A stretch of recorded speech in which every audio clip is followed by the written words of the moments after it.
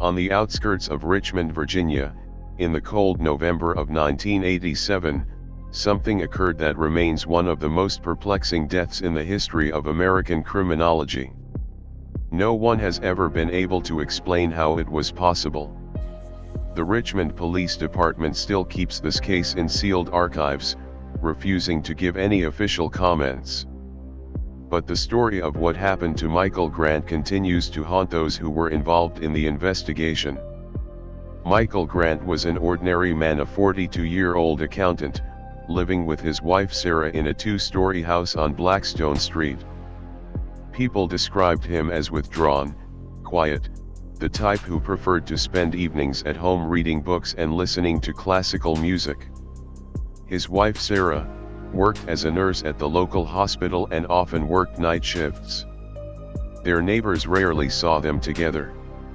It was a quiet, almost invisible life until that night when everything changed forever. On the evening of November 14th, Sarah left for her night shift, as usual. Michael waves to her from the doorway, smiles the last time he is seen alive on this earth. He closes the door. The house becomes empty, dark. Michael walks into his study on the second floor, a room where he spends most of his time. It's a small refuge with wood paneling, an antique desk, shelves filled with books, and a single window overlooking the backyard. He closes the study door and disappears from time. When Sarah returned home at 7 in the morning, the house was unnaturally quiet. Her intuition immediately failed her. Something is wrong.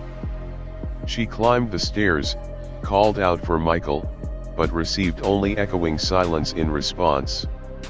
Approaching the study door, she found it closed as usual.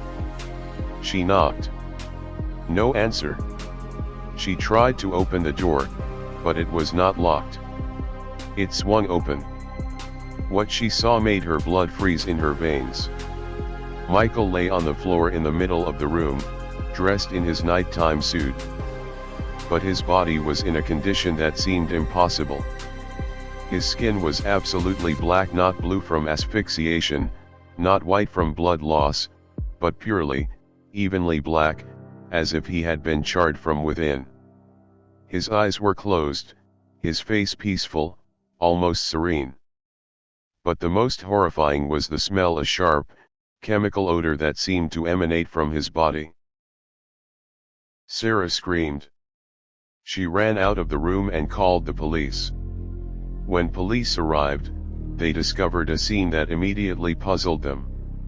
The study was sealed, the window was closed and locked from the inside, the door opened normally, but no signs of forced entry, no signs of violence, no signs of fire.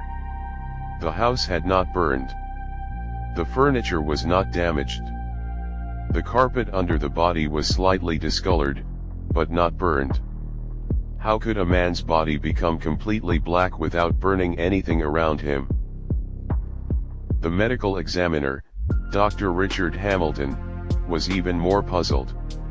During the autopsy, he discovered that Michael's internal organs were damaged in a way he had never seen before. His lungs were almost completely oxidized, as if he had been breathing pure oxygen under pressure. His heart was dehydrated to the point where it could have completely dried out. But his blood showed no traces of poison, drugs, or alcohol. There were no injection marks on his body, no signs of struggle, nothing. Police carefully checked all possible theories.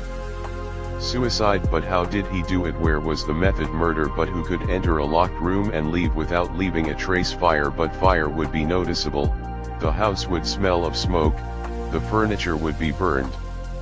Accident, an accident from what? The case was closed as cause of death unknown, but this was rarely said aloud. Detectives working on the case described it as impossible.